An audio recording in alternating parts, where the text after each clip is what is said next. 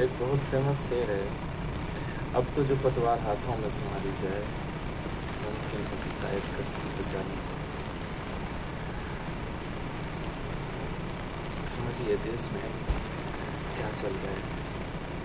NSA एक ऐसी चीज़, ऐसा संविधान का एक ऐसी धारा है आईपीसी का, जिससे कहते हैं कि जो असाध्य होता है ना, तब ब्रह्मास्त्र निकालते हैं, तो एनएसए लगाया जाता है और ताकि जो देशद्रोहियों होते हैं उनको कंट्रोल किया जाए, जैसे खालिस्तानी समर्थक, खालिस्तानी लोग या मुस्लिम लोग, हालांकि इनसे पहले हुए हैं, एनएसए लगे हैं बहुत बड़े बड़े जो बम ब्लास्टर हुए हैं उसके लिए। हालांकि जेएनयू में नारे लगे, उस पर एनएसए अभी तक सरकार ने नहीं लगाया। ऐसा अत्याचार नहीं करना चाहती सरकार, भी बचती है इस वजह से कि संविधान का एक और नियम है कि किसी चाहे जो गलती किया है दोषी बच जाए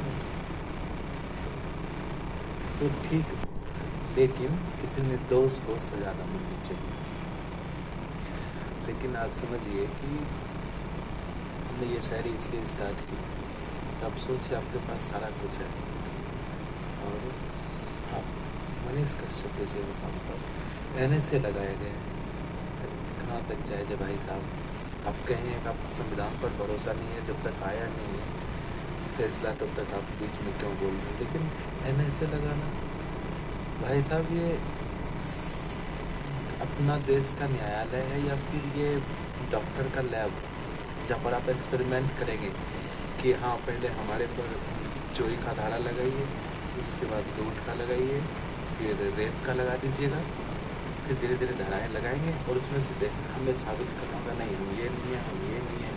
मतलब जब तक हमारी उम्र चलेगी तब तक आप कुछ न कुछ एक एक धाराएँ लगाइए, फिर उसमें मालूम कीजिए कि हम किस चीज़ में दोषी हैं, कहाँ पे नहीं है।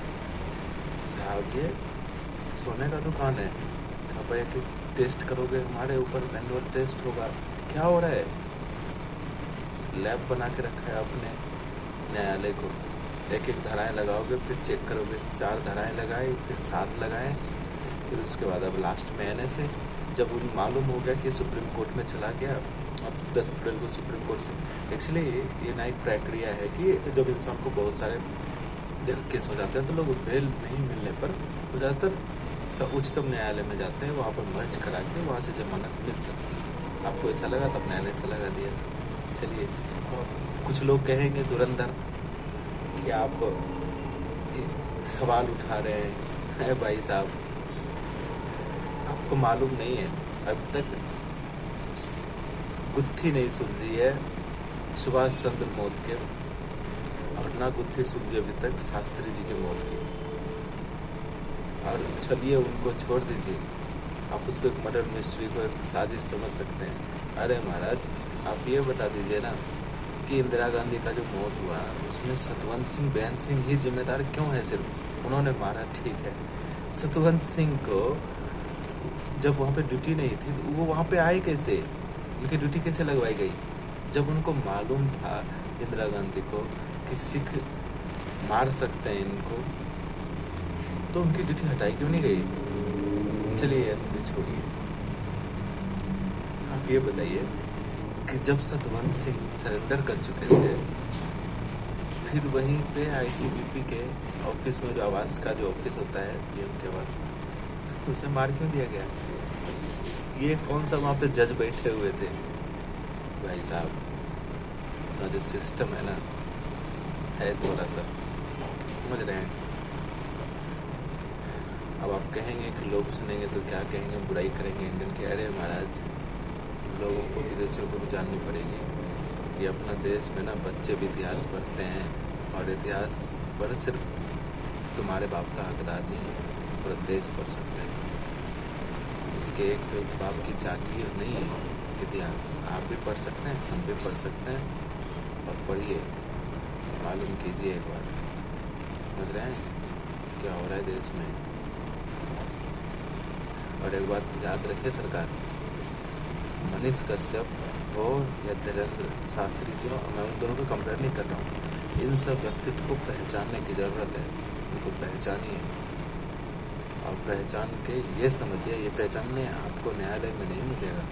इस पर एक रिसर्च करिए और समझिए एक चीज़, और वो चीज़ ये है कि एक व्यक्तित्व नहीं है, ये एक व्यक्ति नहीं है, एक विचारधारा है। व्यक्तित्व सिर्फ एक को आप फांसी पे सिर्फ भगत सिंह को चला सकते हैं, उनकी विचारधारा को नहीं, समझ रहे हैं। अब ये मनीष कश्यप आपको मालूम नहीं है, देश की आधी आबादी समझ लीजिए, जो हिंदी समझने वाले हैं 80 करोड़, लगभग वहाँ तक ये उसके खून में दौड़ रहे हैं। डर रहे हैं आप इस सिस्टम से, इसलिए नहीं बोल पा रहे हैं, लेकिन याद रखिए वो सब तैयार हैं। आज ना कल भड़ास निकलेगा, जितनी देर के बाद निकलेगा जिसके भड़ास, वो समझिए उतना ही आपके लिए बुरा हो सकता है, देश के लिए भला हो सकता है। समझ रहे, थोड़ा सा कंट्रोल कीजिए, अब उनके साथ रुक करके चलिए। अरे महाराज, ऐसे मान लोग, ऐसे लोग जो है ना आपको रखने चाहिए। 2 वजह से कहते निंदक नियरे राखी आंगन कुटी छवाए, बिन पानी साबुन बिना निर्मल करे सुभाए। बाकी आप तो ज्ञानहीन है। Thank you.